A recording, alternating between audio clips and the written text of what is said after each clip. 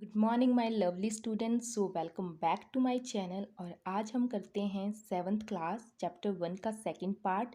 First part हम already कर चुके हैं, जिसमें हमने देखा था कि सन्यासी ने राजा के प्रश्नों का आंसर नहीं दिया था और वो राजा से कहता है कि देखो सामने से कोई दौड़ता हुआ आ रहा है।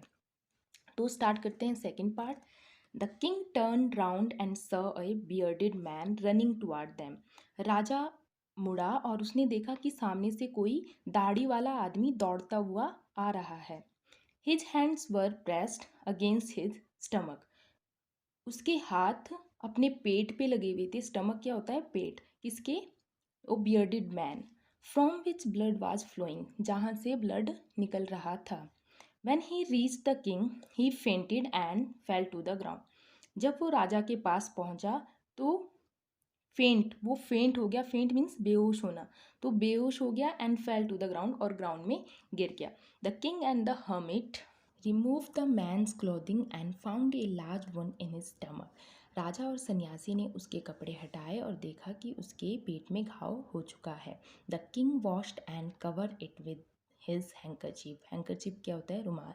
तो राजा ने उसके घाव को साफ किया और उस पर रुमाल बांध दिया। But the blood would not stop flowing, लेकिन खून आना बंद नहीं हुआ। The king redress the wound until at last the bleeding stop. राजा ने फिर से पट्टी की जब तक कि खून बंद नहीं हो गया। The man felt better and asked for something to drink. अब वो घायल आदमी थोड़ा बेटर फील कर रहा था, तो उसने पीने के लिए कुछ मांगा। The king brought fresh water and gave it to him. राजा ने ठंडा पानी लाया और उसे दे दिया। By this time the sun had set and the air was cool. इस टाइम तक अब शाम हो चुकी थी, तो हवा भी ठंडी हो गई थी। The king with the hermit's help carried the wounded man into the hut and laid him on the bed. तो राजा और सन्यासी ने दोनों ने मिलकर उस घायल आदमी को झोपड़ी में रखा और उसको बेड में लिटा दिया। The man closed his eyes and ले क्वाइट। उस आदमी ने आंखें बंद की और सो गया। The king tired by his walk and the work he had done lay down on the floor and slept through out the night. तो राजा भी दिन भर के काम से थक गया था और वो भी फर्श पे लेट गया और उसको नींद आ गई। When he woke, it was several minutes before he could remember. जब वो जागा तो उसको कुछ टाइम लग गया ये जानने में कि where he was or who the strange bearded man lying on the bed was. तो जब राजा जागा तो उसे थोड़ा सा टाइम लग गया ये समझने में कि वहाँ पे बेड पे पड़ा हुआ आदमी कौन है। Forgive me, said the bearded man in a weak voice when he saw that the king was awake. जब उस आदमी ने देखा कि राजा जाग चुका है तो उसने थोड़ी सी धीमी आवाज़ में कहा, फॉरगिव मी, मुझे माफ़ कर दीजिए। I do not know you and have nothing to forgive for, said the king. राजा ने कहा कि मैं आपको नहीं जानता हूँ और आपको माफ़ी मांगने की कोई ज़रूरत नहीं है। You don't know me but I know you. उस आदमी ने कहा, आप मुझे नहीं जानते बट मैं आपको जानता हूँ। I am that enemy of yours who swore revenge on you. मैं आपका वो शत्रु हूँ जिसने कसम खाई थी कि मैं आपसे बदला लूँगा। Because you put my brother to death and seized my property. क्योंकि आपने मेरे भाई को मारा था और उनकी सारी प्रॉपर्टी को जब्त किया था। I knew you had gone alone to see that hermit. मुझे पता था कि आप अकेले उस सन्यासी से मिलने गए हो।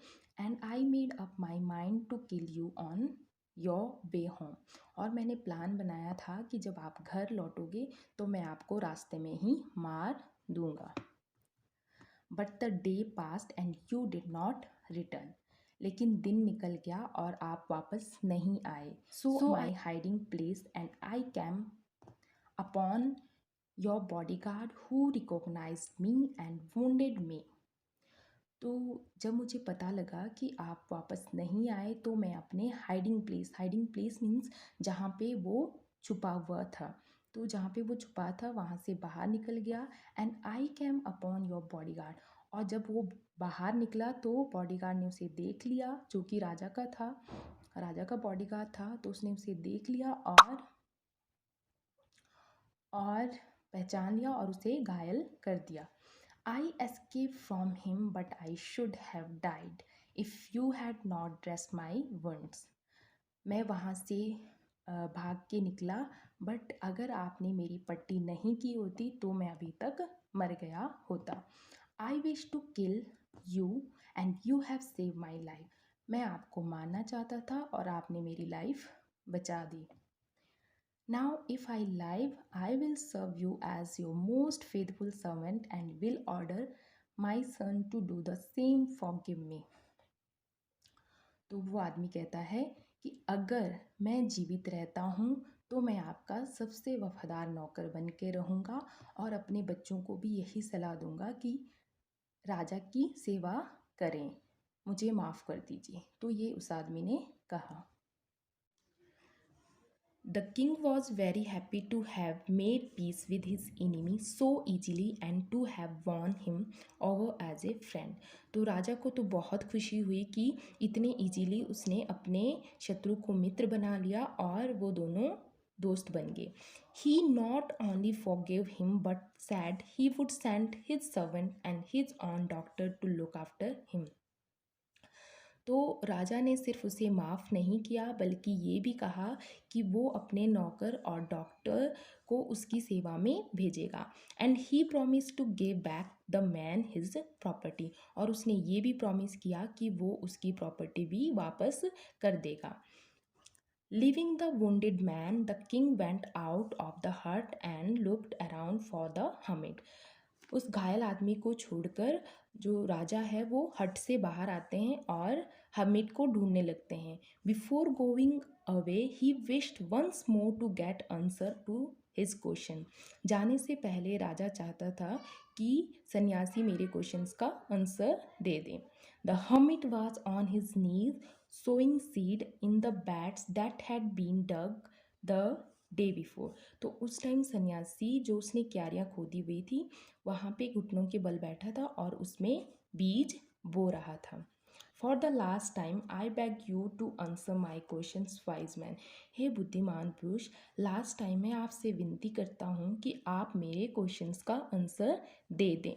You have already been answered, said the hermit, still bending down to the ground and looking up at the king as he stood before him. तो जब राजा सन्यासी के पास आता है तो सन्यासी वहाँ पे बैठे बैठे राजा की तरफ देखता है और कहता है कि तुम्हें तो आंसर ऑलरेडी मिल चुके हैं। How have I been answered, what do you mean? राजा ने कहा, मुझे आंसर मिल गए हैं, कैसे और आपका क्या मतलब है इससे? Do you not see, reply the hermit. Hermit ने कहा, क्या तुमने नहीं देखा? If you had not pitied my weakness yesterday, अगर तुम मुझ पे कल दया नहीं करते, and had not dug these beds for me, और ये खेत या क्यारियाँ मेरे लिए नहीं खोदते, you would have gone away, तुम जा चुके होते। Then that man would have attacked you and you would have wished you had stayed with me. तब उस आदमी ने तुम पे अटैक कर लिया होता और तुम ये सोचते कि काश मैं वहीं रुक जाता।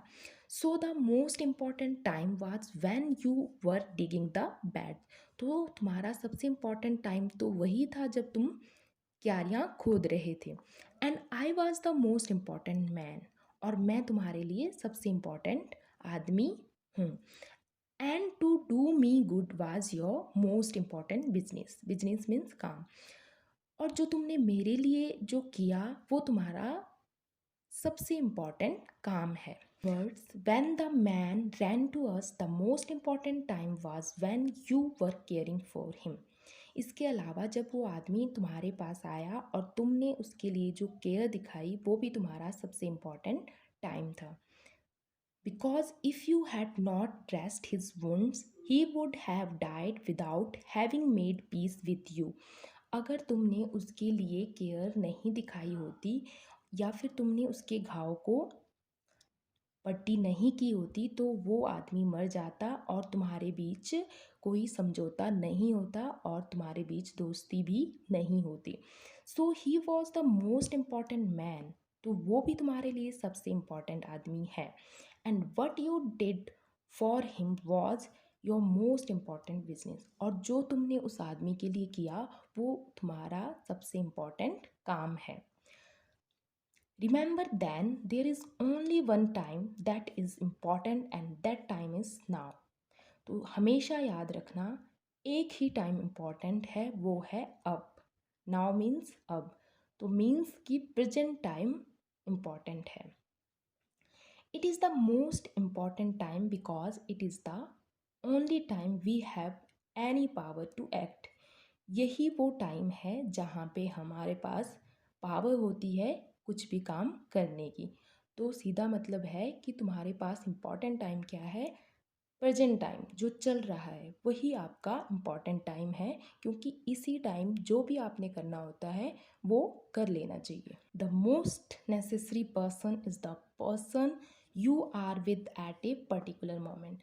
और तुम्हारे लिए सबसे इम्पॉर्टेंट पर्सन कौन सा है, जो तुम्हारे साथ किसी विशेष टाइम पे हो। मतलब जो भी तुम्हारे पास कोई आदमी है वो तुम्हारे लिए इम्पॉर्टेंट है। For no one knows what will happen in the future. कोई नहीं जानता कि फ्यूचर में क्या होने वाला है। And whether we will meet anyone else, क्या पता हम आगे किसी से मिले या ना मिले। The most important business is to do that person good. और तुम्हारा सबसे इम्पॉर्टेंट काम क्या है, लोगों का भला करना। Because we were sent into this world for that purpose alone. क्योंकि हमें इस धरती पे या इस वर्ल्ड पे इसलिए भेजा है कि हम किसी का भला कर सकें। तो ये सेकंड पार्ट कंप्लीट हो चुका है। तो पूरा 7th क्लास का फर्स्ट चैप्टर पूरा हो चुका है। तो थैंक्स फॉर वॉचिंग।